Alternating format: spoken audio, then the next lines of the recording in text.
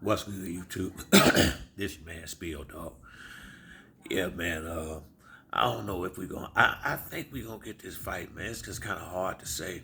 It's so much. You getting so many different reports from different people, man. But the reason why I'm so much in the corner for Errol Spence, if they do have a fight, Spence is more prepared for this fight in my opinion. To me, he gonna be way more ready for what it's gonna take for either one of them to win this fight, and I think they're gonna have it. Cause when I see the pictures of Crawford, he done bulked up. He look good big too. Spence, he gonna be Spence, but I don't think Crawford beefing up like this. I don't think Earl being quiet like he is on by mistake.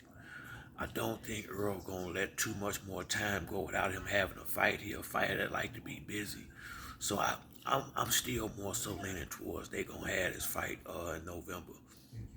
And see, when I go back, see, I always look at, especially in this situation, Crawford been in the welterweight division. I think about right at close to 6 years now, and I don't concern myself too much with what he did in the lower divisions because he ain't fought nobody down there nowhere close to on Arrow's level. So those fights won't help him. And it's only three fights that he had in the welterweight division, and I think that'll benefit him in this fight he finna have that look like he trying to have with Errol Spence, man. They both got, they both great fighters, but uh, Crawford has had, for whatever reason, I think it was the promoter he had. I'm gonna lean more towards that and say that that's who was putting him in the fights that he was in. The Jeff Horn fight, in my opinion, was them giving him that belt because they didn't get him that Pacquiao fight. That was, in my opinion, it was Bob Arum's way of making up for not giving him that Manny fight. And Amir Khan, he had been knocked out about 4 times already. And he was actually doing okay in the fight. He just damn quit in the 6th round. Mean Machine was a good solid fight. Kell Brook was a good solid fight, and Sean Porter. Only thing is, he got him after Spence had already beat him. And that fight him and Sean had, Sean gave it all he had in that fight. I don't know if he would have ever been able to get up to that level again that he went at when he pushed Spence all the way to the limit. And so I say, well, damn, what if Crawford done is gonna prepare him for when the fight get tough to bite down? I think about Errol. We gonna, because I'm only speaking on certain fights with him because Crawford only had like 6 fights in the welterweight division. So I'm trying to uh, I'm trying to do it on an even scale to some degree. I think right before Spence got the belt, he fought Chris Algieri.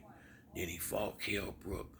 Then he fought Lamont Peterson. Then he fought that boy Ocampo, who was undefeated and a big knockout puncher. Then he fought Mikey Garcia. Then he fought, I think it was Sean Porter next year. Then he fought Danny Garcia. Then he fought Udernis Ugas. Do you hear them names? And then he fought them all one after the other. Uh, he has challenged himself to the limit of what you can fight at this division. Up until that time, outside of Terrence Crawford and Keith Thurman.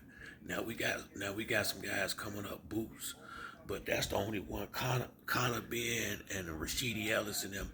I don't put them on a level with Keith Thurman and Danny and Bud and all them. Not yet. I do put Boots up there.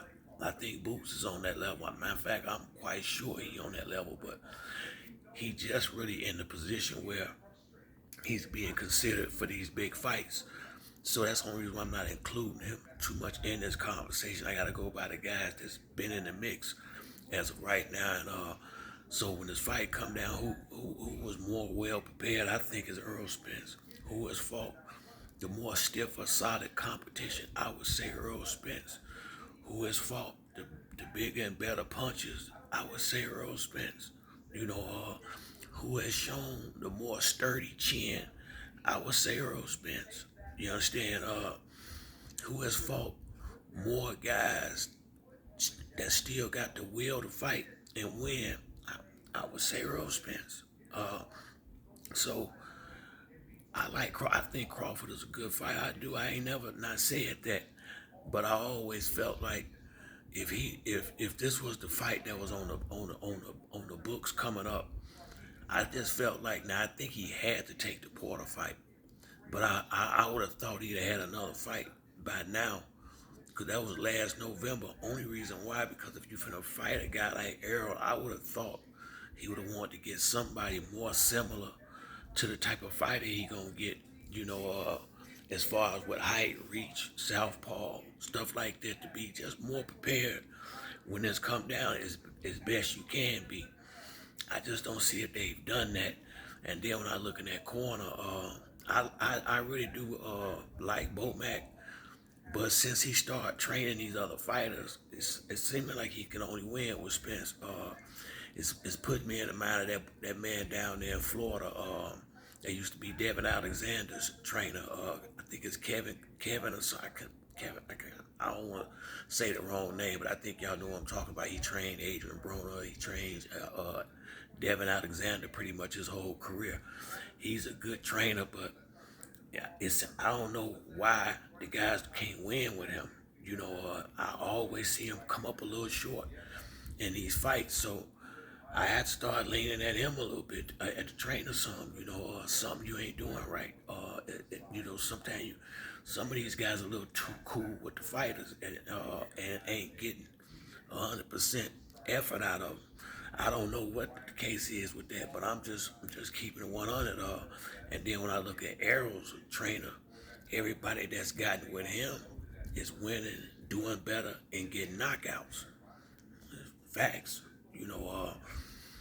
Charlo was beating people before he got with Derrick James. Since he's been with Derrick James, he's been knocking fighters out. Frank Martin been knocking fighters out. I don't know what it is, Derrick James, what it is about his training techniques, but whatever it is, it gives his fighters a confidence that they can go in there and not just win, but get these dudes up out of there. And like I say, Bud been getting knockouts, but it's the people he been knocking out. And then when I watch Benavidez at 154, which should have been stronger, go 12 rounds like he did with Danny, and I saw the same thing I saw with Crawford, a guy that don't have no lateral movement. And I mean, yeah, I'm just saying, you can't tell me that guy's a better fighter than Mikey Garcia. He might be bigger, but that don't mean he's a better fighter. And people keep saying Earl that knocked Mikey out. Top, top, when you got an A-class boxer, now if he ain't trying to win, he cannot get knocked out. A real solid A-plus fighter, they know how to survive if they ain't really trying to win no more. And Mikey had gave up on winning, I think, about the 6th or 7th round. And I think he was just more so trying to finish the fight at the end. I really do, and he ain't never been the same from taking that long beating like that. He had no business in that fight, and Earl didn't call him out. He called Spence out. And the same thing they saying about Earl now as far as Crawford is a better fighter. It's the same thing they were saying when he got ready to fight Mikey Garcia. It's the same thing all over again to some degree. A few different people with their comments. But this is why I say I think he's way more well suited and well prepared for what it's going to take for whichever one of them win this fight when they have it. And so that's why I say I like both fighters, but I'm a much more of an Errol Spence fan than I am a Crawford fan. But I think Crawford is, I don't think he's the best welterweight, but I would keep him. I do think I could give him pound for pound. I don't have a problem with people saying that from what he did in different divisions. But as far as the welterweights, I think Errol is just the baddest one in that division. I mean, you're going to have to beat him for me to believe otherwise, just because of what I've seen and the way I've seen him destroy all these dudes. And it's not the same every time. I don't care what nobody say. It's just him dominating, but he dominating different ways almost every fight to me.